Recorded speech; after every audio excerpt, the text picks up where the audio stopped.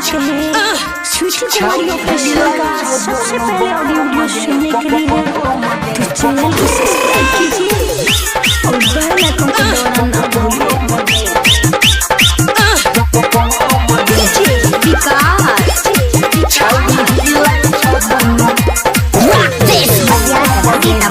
Singing by Bansidhar Chaudhary. तोहर ओठला ले लाल क्या गे छोही गजब के माल है तोहर ओठला ले लाल छोही गजब के माल रही चौकी के तोड़ तबा होते बाबाल जब डीजे करे छे धमाधम गे लचकई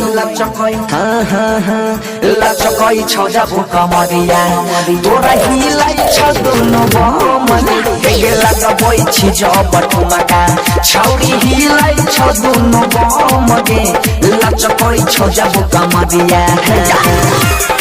अगर आप चाहते हैं स्वीटी कुमारी ऑफिशियल का सबसे पहले ऑडियो वीडियो सुनने के लिए तो चैनल को सब्सक्राइब कीजिए और बेल आइकन को दबाना ना भूलिए। बंसीधर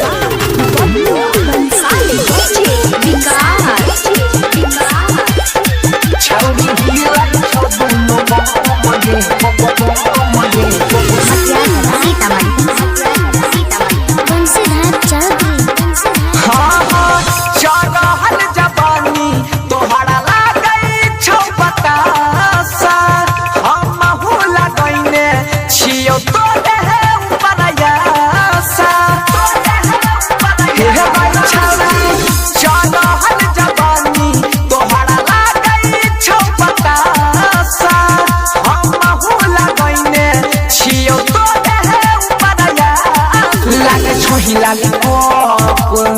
गे डांस करे छही तो लागे छही लालीपॉप डांस करे छही टोप भेले गरम मियाद छौरी झोरी के टोप तनी हमरो पकड़ ना रहम गे लचकई छौ जब कमरिया तोरा हिलाई छ दुनो बम गे गे लगबई छी चौप ठुमका छौरी हिलाई छ दुनो बम गे लचकई छौ जब कमरिया।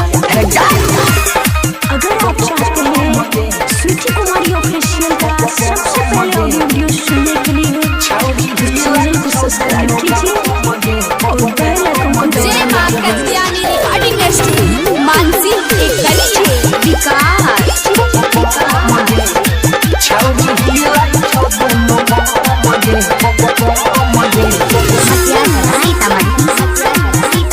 बंसीधर चौधरी।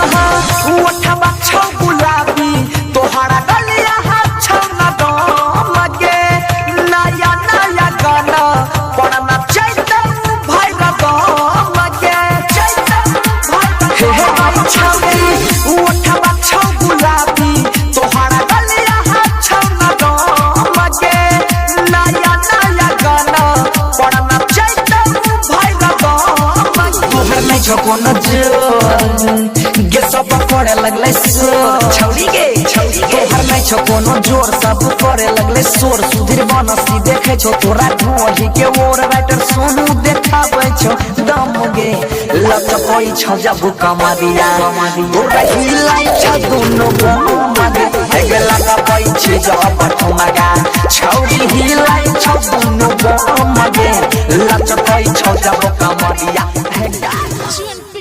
अगर आप चाहते हैं स्वीटी कुमारी ऑफिशियल का सबसे पहले ऑडियो वीडियो सुनने के लिए तो चैनल को सब्सक्राइब कीजिए और बेल आइकन को दबाना